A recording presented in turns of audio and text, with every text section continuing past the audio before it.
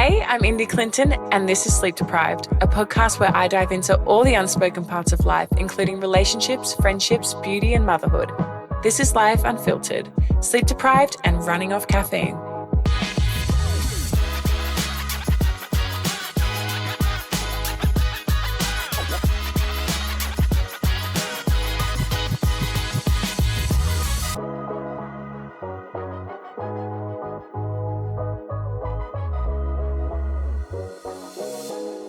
Hello and welcome back to Sleep Deprived. We are here doing season 2, which is crazy to think. I did not think I was going to be back for season 2. Actually, that's a lie. I'm just trying to sound emotional. I did think I was going to be back for season 2, and it's going to be bigger and better than before. I've got way more, I guess, intimate guests where you guys kind of learn more about me on a deeper level. And I know I said that was season 1, but I'm having less guests and more like family, best friends, where they just kind of tell stories and what it was really like growing up with the legend that I am. But I just thought I wanted to sit down with you guys and chat. Apologies for my voice. I've caught something from Navy and Bambi. They're constantly sick from daycare. It's killing me because then I get sick. And if you're a mum, you know that when mums get sick, like your life doesn't change. You actually can't lay in your bed and feel sorry for yourself that you're sick. So I'm just super high on Sudafed right now. I'm kidding. But I've taken a few. So I'm just going to try. If my voice is sounding blocked up and congested, it's because I am blocked up and congested. It's so just bear with me. But what's my life been like lately? So I've been super busy. Honestly, this year my work has been so hectic and so full on kind of all of a sudden. So since winning the TikTok Awards in 2023, so much has just come at me, and I've just basically said yes to everything without kind of realizing I've got little kids and I'm postpartum and I'm sleep deprived, lol. And I've just kind of said yes to everything, and now it's all kind of catching up on me, which is fine. I love being busy and I love chaos, but I'm still trying to navigate that balance between mum life, social life, work life. So I recently went to LA with Rihanna, which was so amazing. I went with a beauty brand and they flew me over business class, so fancy. And I was there for 3 nights, 4 days, I'm pretty sure. So it was such a quick trip. Like with the jet lag, it was so quick. So we had this event on Friday night. I flew in Thursday night. I was at the airport for so long because they lost my friend's luggage who I was traveling with, and we were at the airport for hours. And then we had another event at Nobu that night. And what I didn't realize about LA was the fact that everything is so far from each other. Like you drive an hour from the airport, then you get to your hotel, and then to get to Nobu, you have to drive another hour. Like everything's super spaced out on highways. So we had that event at Nobu that night, and I was super excited. I'd never been to Nobu before, and I literally ate so much food. I was in a food coma for hours. And then the next night we had the big event with Rihanna, and I got my hair and makeup done, I think, in the afternoon. And then we all caught a bus and they took us to this event at around like 7 p.m. And Rihanna didn't turn up. I'm sorry, Rihanna, but you didn't turn up until 12:45 a.m., which was crazy. We were on our feet that whole time. Like there wasn't much seating and wasn't much food. It was my fault. I should have eaten before. Like I always eat before events. But so we were there, but obviously it was all worth it to meet Rihanna. But she arrived and she was obviously doing media outside at first, like media walls, and everyone was inside, and like you could hear the screams, and they put up barricades and things for her to kind of walk down the aisle. And by the time she came in, I was almost half asleep. It was 12:45 in the morning. But she is so cool. She like walked in like this. She literally looks like what she looks like in music videos. Like she is so beautiful and she glows and she has so much sass. And she walked in, she walks down, everyone had their phone out. And I was like so excited. I took my jacket off. I'm like spinning around. I'm standing up on a stool. I honestly think that Americans think Australians are wild animals. And then she walked down, she did a little speech and she just said, thank you everyone for coming. And then she kind of just started going around the room to different areas of the event and it was so hard to get a photo with her. Like, I thought being an international guest, they would prioritize the international guests because they've spent so much money to fly us over here. And it was kind of like if you knew her team, like if someone pushed you forward and the team was like, yep, she's next, like that's how you only could really get a photo. So I think I waited maybe an hour because I have something in my head where I think if I act cool, the celebrity will want to be my friend. It's sickening. I don't know why I think that, but I do. And so I really held back and I was like, Rihanna's going to see me and be like, this bitch, I want to be this chick's friend. She doesn't seem like a fan. So I held back and then I got pushed forward. I really didn't think I was going to get a photo with her, but I was like, I have to do it for the content. I can't be traveling all the way over to LA and have nothing to show to my kids. So I ended up getting a photo and she was so cool. Like, she was genuinely so normal, which kind of makes me a little devo because I wish she wasn't as normal as she was because she's such a megastar. She seems very humble. Like, she was doing shots of tequila. She just seemed like she was out with some friends, which is crazy to me. So I met her briefly. We chatted about kids. She couldn't believe I had 3 kids.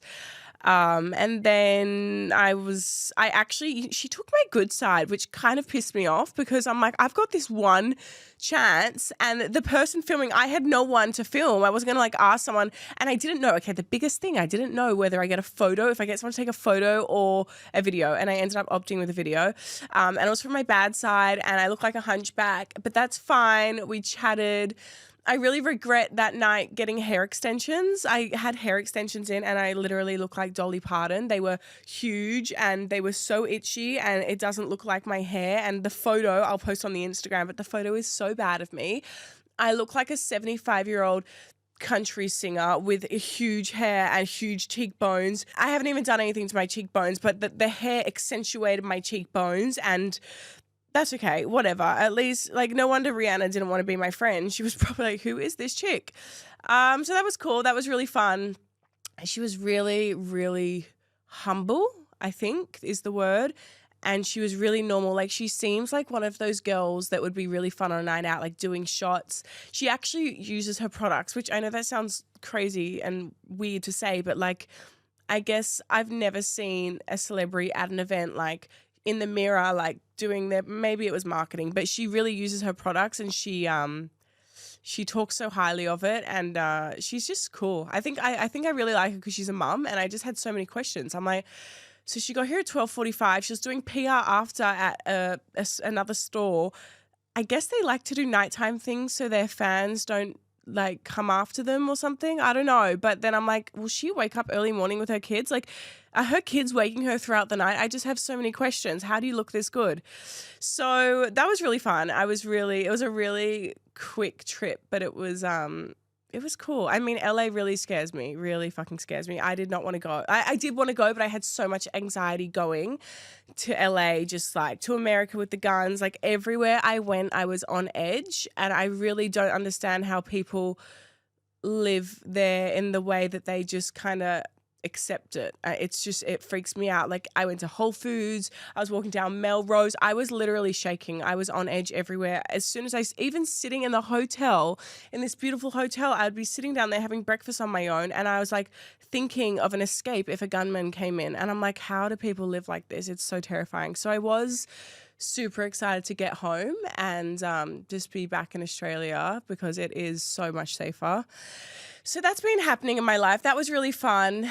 Obviously, season 2 of the podcast is another really fun, exciting project that we're back again. For the people that didn't like season 1, I'm sorry, baby. You can't keep me from doing season 2. I am back.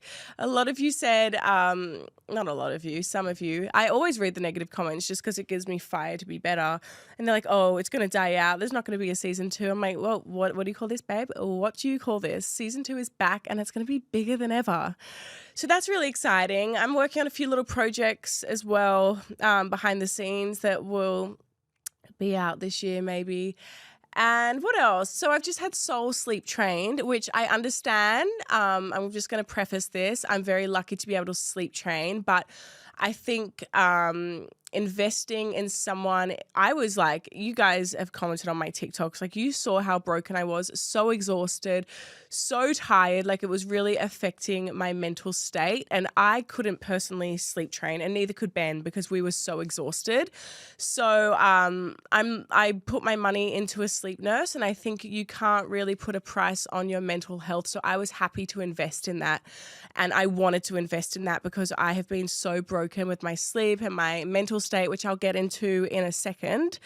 And so she came, and so it was 3 nights from 6 till 6, and basically, obviously a parent could do it themselves, but when you get to a point when you're so broken with no sleep and you're so exhausted, like I physically could not. I could not get up and pat her. I could not listen to her try and self-settle. Like I just couldn't. So investing in a sleep nurse changed my life, and she came a couple of days ago.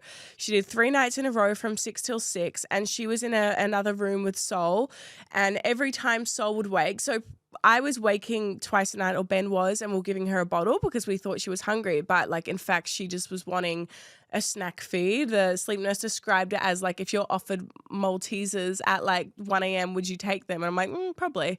And that's kind of what Sol was doing. So she wasn't actually hungry. She could sleep through, but it's because we kept giving it to her. Then she just kept waking. And I also kept shoving the dummy in her mouth, and she's never really been a fan of the dummy. I just have a sick obsession with kids and dummies, so I wanted her to take a dummy. So basically the sleep nurse would come at 6. I would put Sol down, like half awake, tired, whatever, in her cot. I bought a cot from Facebook Marketplace the day before the sleep nurse came. So she was transitioning from a bassinet to a cot. And I bought it from Facebook Marketplace. My dad picked it up. We put it in a spare bedroom. Ben set up a baby monitor, and anyway, the sleep nurse came. The first night, I think she woke maybe 3 times, and the sleep nurse would go down, pat her, kind of, she doesn't do the cried out method, but she pats her, but doesn't pick her up, doesn't like little things that I would usually do because I'm so desperate for sleep, doesn't pick her up and rock her and things, just pats her from through the cot. And then she did that, and then each night it got progressively less. So I think on night 3, she only woke once, and that was briefly for 10 minutes, and she learned to self-settle, and then she sucks her thumb. Sorry about my runny nose. That's my COVID talking. Kidding, don't have COVID, don't freak out. So then progressively on the last night, she only woke for 10 minutes, and she was, I guess, is just self-settled, and sucked on her hand, and the nurse was there, and their method, I don't know what method they use, but they don't let them cry it out, but they let them learn to resettle themselves, but with some help, like patting through the cot. So that's really helped, and that's been a life changer for us. Ben's still in the other part of the house with her, so I'm with the other 2 kids, and Navy's been sleeping in my bed, which is such a bad habit, but I kind of love it. I would do it. I would love Bambi to sleep in my bed as well, but she just hates affection. I don't know if it's just from me, or she's never been affectionate ever, whereas Navy is a huge mummy's boy, and he's not just to me but to everyone, he is super affectionate. So he's been sleeping in my bed, and I think because I've been working more, it's been a really hard transition for him, just mentally, because he's not used to me not being around like I was in the first 2 years of his life, because we were in COVID and lockdown, and my work wasn't busy. So it's a huge adjustment for him, and I think his safe place, he feels most content. Like he'll literally wake at 1 a.m. be like, "Mummy, cuddle me." I'm like, "Okay, Navy, you should be asleep. Why are we even thinking about cuddles at this time?" So he's been in my bed. Bambi's in her bed, in her cot. I feel like she's going to learn how to climb out of her cot sometime soon. She's just a crazy lady. She's just how do I describe her? She's so naughty, and she makes me want to grit my teeth together, but I can't because I'll break my veneers. But she's so strong-willed, and she's exactly how I was as a little girl. Like, she's just so naughty, and I said to her daycare teacher last week, I was like, "Does Bambi bite?" Because she always bites Navy, and like we're trying to stamp it out of her. She goes, "No, she's never bitten." I go, does she say no to you? And she goes, "No, she's never said no, and she's never bitten." I will ask Bambi anything and she'll just say no. Or she'll bite Navy and then I'll get angry at her and she'll look at me and just like squint her eyes. Like she's so calculated. I swear she's not 1 year old. She's not a 1 year old. She's acts like a 15-year-old teenager and it just scares me for her future because she's going to be such hard work. But no, it's funny. She's so beautiful and she's so she's cheeky. After she goes to daycare on Tuesdays and now Wednesdays, which I accidentally signed her up to. I must have said yes when I was sleep talking, and I must have said to her daycare teacher to sign her up for a Wednesday when I was like half asleep because I had no idea I did it. And then last Wednesday, Ben was like, get her ready. She's going to daycare. I'm like, no, she's not. What are you talking about? And then I messaged her teacher and she was like, oh yeah, she's coming today. Like, isn't that what we said, like going forward? And I was like, oh my God, I'm so sorry, Bambi. No, but she loves it. I think daycare is so important for their connections and their social and how to socialize with kids and sharing because obviously Navy just snatches everything off her. So Bambi kind of, she loves kindy. She loves it. She doesn't even look back when I take her. And I feel this horrible guilt that I'm like, neglecting her, but she loves it. And then Navy and I go pick her up together and we go early and we just kind of hang out and like she jumps on the trampoline. But I always take her for ice cream after. Like it's a little thing I do when I'm around and at home. But yeah, the kids are really good. Not that anyone asked, and I'm just letting you know how they are. Navy's loving preschool. He comes back and he asks the most random stuff. He asked me the other day if like trees have a heart and a brain. And I'm like, where are you learning this stuff from? He's just so he's at that age where he's super inquisitive and he just wants to know more. And now I have to start making up stories. Oh my God, that's right. So my grandpa died last year, and instead of saying to Navy that he died, because I'm trying, I just want to keep that innocence for a little bit longer. Otherwise, he has a mind that will just start racing and he'll start worrying. And just like his mum, we're just the same. So I said, Baba has gone to the moon and he lives at the moon now. And the other day he looks up, he's like, oh, Baba's at the moon. When will he come back down? And I'm like, oh, I'm trying to like think in the car. I'm like, oh, he lives there now. He goes, oh, why? What about Nuna, which is his wife? And I'm like, oh, they wanted to live in separate places. And he's like, how did he get there? I'm like, he took a rocket. And he's like, oh, okay, can I go on that rocket? I'm like, no. And then it started making me really upset because he's like asking, can I go up there? And when can I go to the moon? I'm like, oh my God, stop. You're going to make me cry. And I'm going to cry thinking about it because death really scares me. And I think when I'm trying to explain that to my kids, it's such a scary concept because why am I crying? I think I'm crying about death. Anyway, it was just a really, it was one of those parenting moments where you have to think about what you're going to say to them to protect them. But then when you start thinking about it, it makes you really sad because it's inevitable and I'm trying to protect him. But then I'm like, oh my God, I'm going to go to the moon one day. Like fuck, we all want to go to the moon. Like everyone, he's like, can we all go to the moon? Can we come back? Can he come back down? I'm like, no, he can't come back down. The rocket it's a one-way ticket, Dave. Like, I'm just trying to make up all these lies to him. And now I'm just thinking about what he's thinking about the moon and the rocket ship. And he's probably going to school telling people about this one-way rocket ship to the moon. But yeah, so that's how my kids have been. I've been good. I say good lightly because I feel like recently, I don't know how recent it's been though, for a few weeks, my anxiety, I never have had anxiety. Like, as you guys know, I'm a really, I guess, chilled mum. Like, nothing really worries me that much. Like, what I do online, I can handle that. Criticism, I can handle it. Like, nothing really phases me too much. But more recently, and I don't really know what's triggered it or something, my anxiety is so bad. And I'm not someone that's ever said that out loud or anything because I've never had anxiety. So these feelings are so new. And I actually have my first therapy session tonight, which is crazy to say out loud because I've never had a therapy session before. And I really found it not funny, but I really found it ironic that I was preaching to you guys it's cool to get help, and I've like never seen a therapist before, and I'm like, I'm not getting help. Like, for me to make this first step, I had to do it after I had to message my friend out there for like, I think I had like 3 drinks, and I'm like, hey, what's your therapist number? Because I've never admitted to anyone that I'm, I guess, struggling.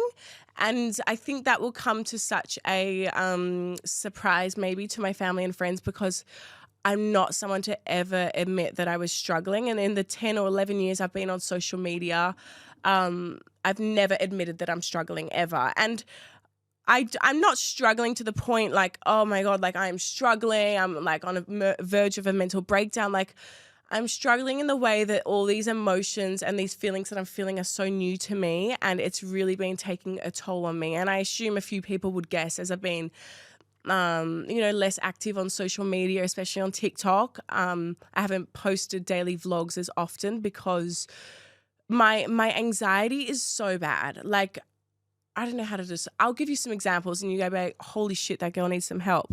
And you guys would never guess it because I kind of put up a mask. I've never been someone that shows my inside feelings ever. Even to my husband, we have to have about 12 fights before I really open up. Like, I'm such a crab. I go into my room, I close the door, I listen to sad songs, and then I just kind of bury my feelings.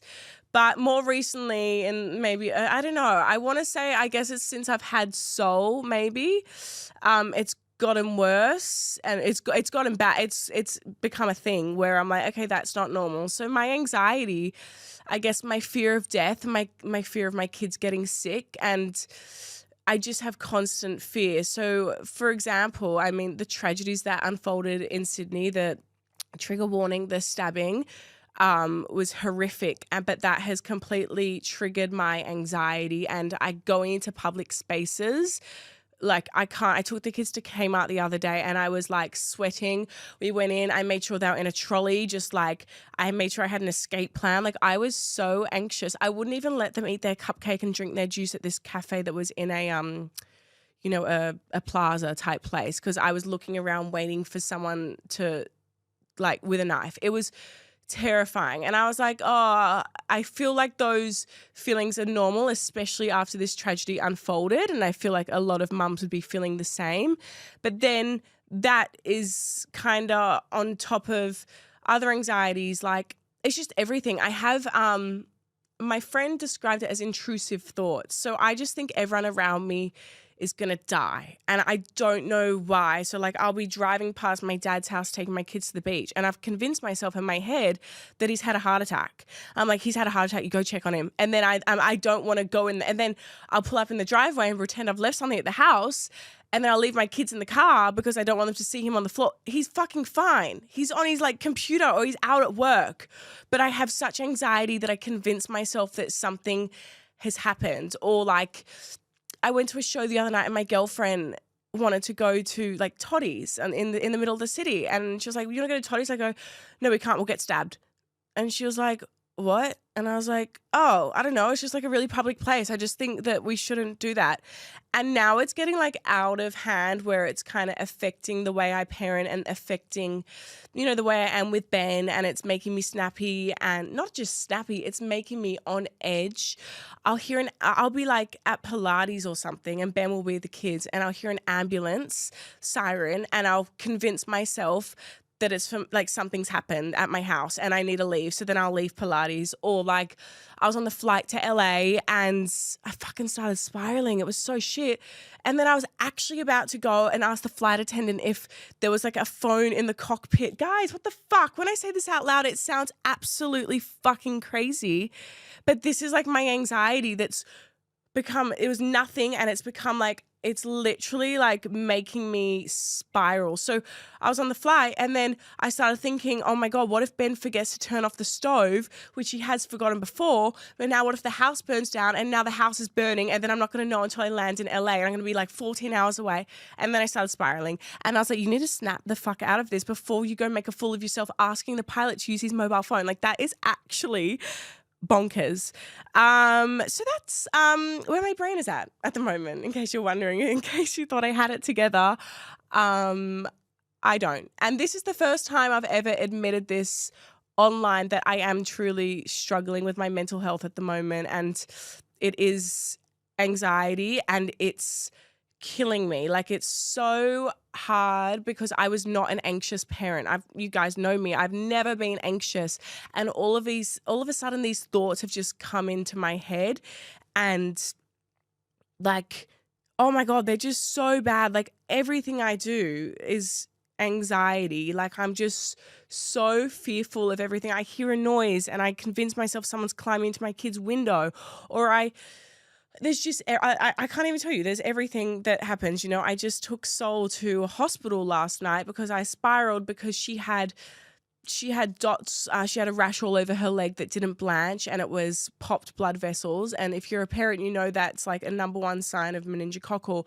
So I had been at a kindy party, and I'm ready to put Sol to bed. I'm putting her in her pajamas, and then I spiraled, and I'm in hospital for like 5-6 hours, transferred hospitals, and that was me. And then I'm laying there and I'm like, did I overreact? Like, I know I didn't, because a non-blanching rash could be life or death. So it is so important to get a non-blanching rash checked out. But I'm laying there and I'm like, was this like an anxiety episode, if that's even a thing, or should I actually be here? So there's just so many things that this anxiety has been taking over my life. You know, another one, I had an event to go to, like an epic estate where olive oil is created, like Cobram Estate, and they told me about it months and months ago, and I said yes, and it was to fly on a private jet to Victoria and have a lunch. Like, it was the most amazing event I'd probably ever been invited to, and I said yes, and I was super excited. But the closer, I think we're a week out, and I felt sick. Like, I was like dry reaching with the thought that if I got on that private jet, it was going to crash. Like, there was no other reason for it not to crash than, like, I can already see the news articles, mother of 3 died. Like, that's how fucking cooked I am in my head right now. So if you're wondering what I'm doing for it, I was doing absolutely nothing. And I was hoping that by time will help it get better. But Ben is like, you need help. And it's caused a lot of angst between us because, you know, some things are crazy what I say, or I flip, or I just can't control how I feel, or I think my body's constantly overridden by these anxious thoughts that it affects my moods.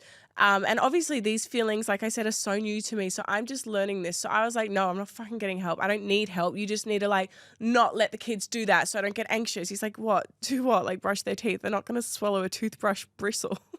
Like, something as foolish as that would cause an argument because I couldn't control my thoughts. And I really didn't want to get help. And because I was like, it's not me, it's you. But I kind of caught on to how I was acting and how I was snappy, or, you know, I bit all my shellac off my fingernails and have like bitten into layers of my fingernails through, like, when I was super anxious and stressed. And I'm like, I don't want to be like this. I don't want to be that partner. Like, it's not just affecting me and my thoughts, it's affecting my family and my kids and my relationship with my husband. So I want to get help. And this is the first time I'm ever getting help because nothing was wrong with me prior. Kidding. Probably so much was wrong with me. And this is all bottled up. And I think stress of work and stress of mum life and sickness and tragedies that are happening around the world, I get so invested in, and I'm constantly researching and reading news articles and seeing what people are sharing on social media, and it eats me up. Like, I'm super empathetic, and I think it's a good thing and a bad thing in the way that I really put myself in that position, and when I feel like I can't do enough, it eats me up.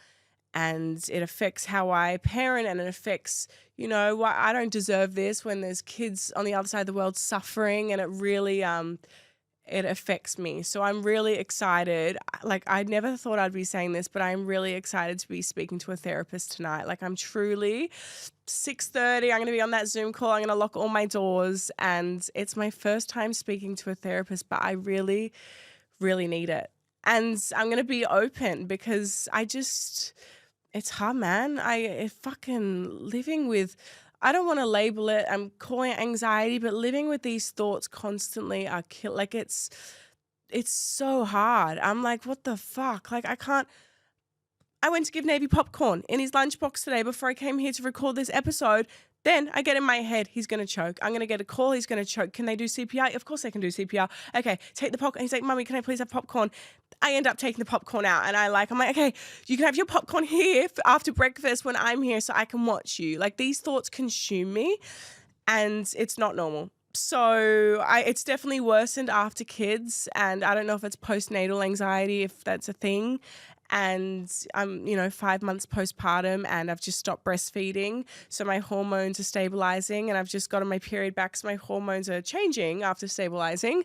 So it's definitely a drop in those hormones that I think are contributing to the way I feel.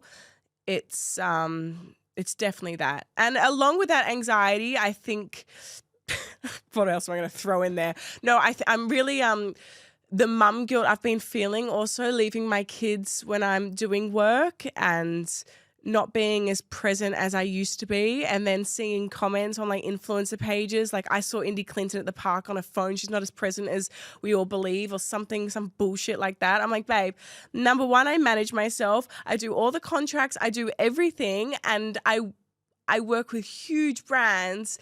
And I do this all by myself in between. Like, my kids are at the park. At least they're not at home in front of an iPad while I'm trying to work. Not that that's a bad thing either, but I've got them outdoors to play and to have fun in the sunshine so I can do work. But that mum guilt's really eating away at me because I feel like I'm not being the best mum that I used to be. With Navy, I was going down slippery slides with him and I was just like the best mum, and I understand it's circumstantial. I only had one kid then. It was just him, and so it's a big adjustment for everyone, and for me it's a huge adjustment, and I think that's contributing to the way I feel, because when I'm with them I feel like I'm not doing enough, and then I'm just constantly questioning myself, and then when I am with them, my thoughts are getting eaten away with anxiety or intrusive thoughts. So I'm really excited to get help, is all I'm trying to say. I am, Solomon, if you're going to watch this, I am literally counting down the hours, 2 hours and 10 minutes to be precise until our appointment.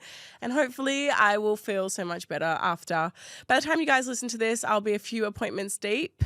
And I'm hoping it will help me for the better. I know it will. That first step is always hard. Admitting that something's wrong and doing something about it. Anyway, thanks for listening to my TED Talk. I'm kidding. I feel like I unloaded my whole life story onto you guys. And if you're still here listening, thank you for listening to me rant. And that was just a little bit of how my life is going at the moment. I just wanted to be real with you. I know I've built my platform off being relatable and real, and I thought it was only fair to share with you guys how my mental state has been, because it's so easy to get caught up on, wow, her life looks epic, or how she always so happy and positive, and and I am a lot of the time happy and positive, but more recently in my life has been consumed with these thoughts and it's been eating me alive. So I wanted to, I guess, share that with you guys, because a lot of you are probably wondering where the fuck I've been. I'm not posting as much, and Ben's been taking over some TikTok vlogs because my mental health hasn't been great, but yeah, that's where I'm at. Anyway, we're going to ask some questions. We're going to listen to some questions because you guys have called in and asked me a few things, and I'll just answer them for you. Toodles. No, not toodle. Hey, Indy. Just wondering, I'm newly pregnant and 23, and I was just wondering what belly cream you used so you didn't get stretch marks, because you look fire, girl, after these 3 kids. Congrats. How exciting. Stretch marks. So I don't know if I'm a great person to talk about this, because I feel like stretch marks are very much genetics. And all the creams that they sell are marketing ploys. I said it. I'm sorry. I just don't think jets. I just don't oh my God. Are you okay? I just don't think stretch marks, obviously, I think genetics play a huge part of in stretch marks, but also, I think stretch marks, don't quote me on this, are a big part of your health and diet, so you don't put on weight too quickly where your skin can't catch up and stretch naturally itself, if that makes sense. I'm not a scientist, so I don't even know if that's right, but in my head, that's right. Like, you know how you can get growth stretch marks kind of thing I remember I got them when I was super young, like I was 12 maybe, and I had just hit puberty and maybe my hips had widened or I shot up and I got super tall quickly, too quick where your skin couldn't catch up and it stretches. So I think I mean, people say bio oil helps with scarring. I think definitely bio oil that's sold at Chemist Warehouse is helps with the scarring after stretch marks, but I don't think it really helps with avoiding stretch marks. I think that comes down to a mix of things like genetics, your health and diet. Which is really annoying. I did get stretch marks in my pregnancy, on the side of my legs.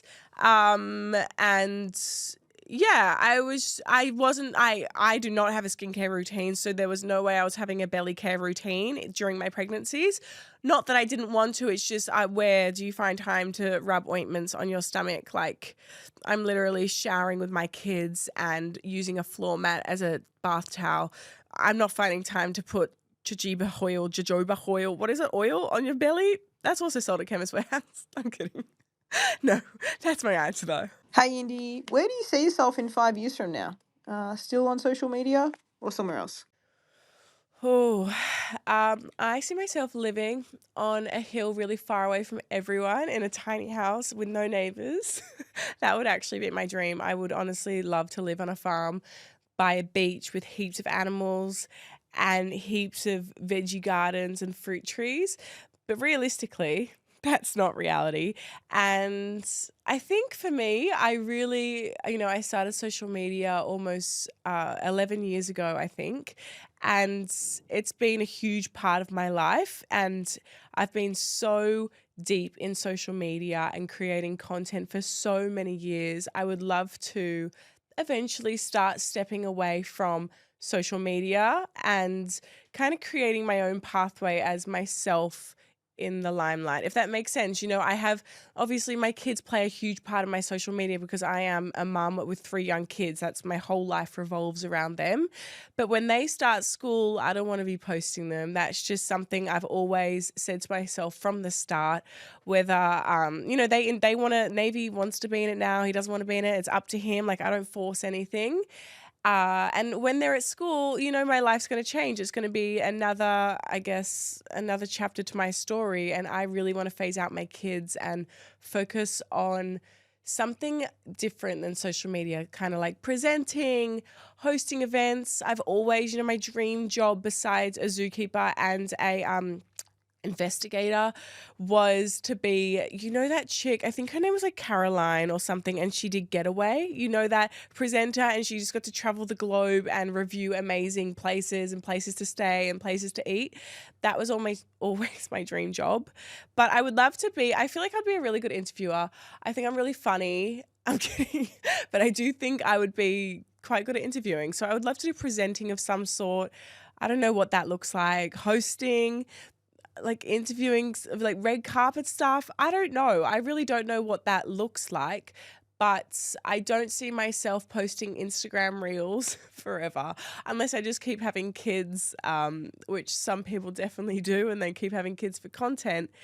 I definitely want to step away from that eventually when they start school, give them their privacy and start creating my own pathway and being the face of my own brand, because I'm very much, a mumfluencer, because that's my life, my life is my kids. They're young. I'm with them pretty much 24/7.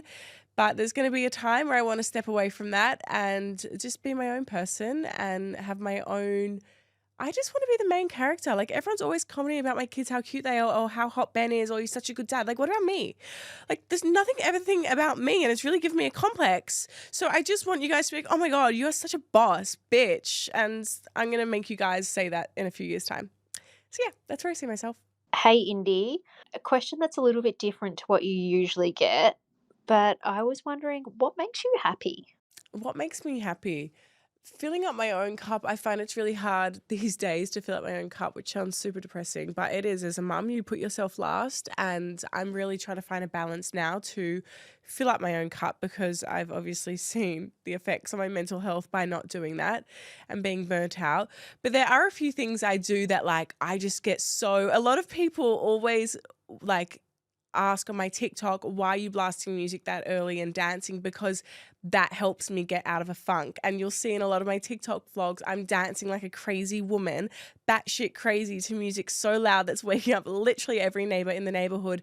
But when I'm feeling flat or I've woken up like just with this cloud overhanging me, by doing that and just acting crazy and my kids watching me dance like crazy woman and then they start dancing and like the music's blasting, that makes me so happy. I love music, and I think music for me, different genres, like I love hardcore rap and I love like I I love country depending what mood I'm in, but I've more recently been like loving a 2000s playlist, Daft Punk and like Britney Spears and Fergie. So I've just been blasting that music and dancing like a crazy woman. I also feel like something that makes me really happy and appreciative of, I guess, life is I'm lucky enough to live down by the beach. So when I'm feeling just kind of like overwhelmed and touched out, I'll just take my dog for a walk along the beach. And I know this sounds so cuckoo, but like to be grounded. Okay, I sound cuckoo, but to be grounded with the sand and barefooted on the sand and just walking along and really appreciating the little things in nature, whether that be a sunrise, a sunset, the color of the waves when they're breaking, you know, the happiness, how happy a dog is. Like when I really start getting in tune with little things, it really kind of grounds me and makes me happy. Like, and then it kind of makes me depressed because when I think about a dog and how happy my dog is just to be outside running after sticks, and then I start, my anxiety takes me down this rabbit hole. Then I think about, oh my God, I'm his world. Like he only sees me when I'm mean to him. I'm so mean. Like, oh my God. But no, I think music, nature, my kids obviously make me so happy. And Navy now is starting to say things to me that are so caring and meaningful. You know, prior to that, they can't even say mama. And Bambi, I tell her to say I love you. I say I love you, mama. I'm like forcing her, and she can barely. I die you, and I'm like, what? That's not it. But now Navy's starting to really say these meaningful, I guess, sentences that really mean a lot, and he puts a lot of thought behind them. So those little things catch me off guard but make me really happy. So music, nature, cuckoo, I sound so cuckoo. Music, nature, and the little moments in life that remind you why you're here and like your purpose. That's what makes me happy. Hey, Andy. I was just wondering, who did you idolize the most growing up, and how do you think they've impacted the woman you are today, if they have at all? Love you, girl. That's a great question. Because I really idolized Jesse McCartney, and I couldn't tell you what he's doing today. I only know one song, Beautiful Soul. I think now that I'm a mum, I can really appreciate and understand and idolize my mum and everything she did for me and our family and raising 5 kids. Prior to that, you know, I was like, how hard can a mum really be? You know, is it really that hard? But now being a mum myself, it gives me so much appreciation for my own mum. And they say that when you become a mum, you really appreciate your own mum because you never really stop and appreciate everything your parents do for you and everything your mum has done. And she's literally moved organs for you. And, you know, you give her shit and you're rude and you're nasty and you're sassy and she puts up with you. But she just loves you so much and she's just watched this baby grow up. And I think now she is probably my biggest idol. I look at her in awe. She works full time. She's had not 3 kids. She's had 5 goddamn kids. I don't know how. She's, you know, had a career. She's a grandma. She still has a career. She makes time for my kids. She makes time for me. She makes time for her work colleagues, her partner. She is just everywhere at once and she's filling up everyone's cup and she's, you know, it's hard for her because she became a grandma so young because I'm her youngest and I had babies, you know, so young.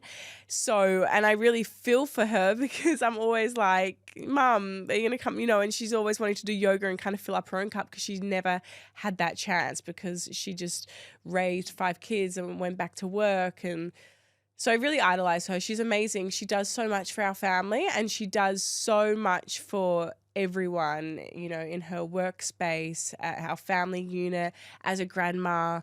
She's always there. Even though she's so busy, she'll help any way she can. She'll drop off a meal when I'm sick, or she'll bring over some frozen curries for me and Ben to have in our freezer in case we're sick or we're tired, or she'll always make sure we've got food. Or coming back from the hospital, every time I had a kid, she always had flowers and meals made for the first week. So we were always looked after, even though she is literally the busiest grandmother I know. And she's always at a freaking Pilates class whenever I just want to hang out with her. She's at bloody Pilates. She only goes once a week, but it's always when I want to hang out. And I think she's probably my biggest idol. And I know that's so cliche, like my mom, she's my idol, but she really is incredible. And I think having kids has made me appreciate her more than I ever have in my life.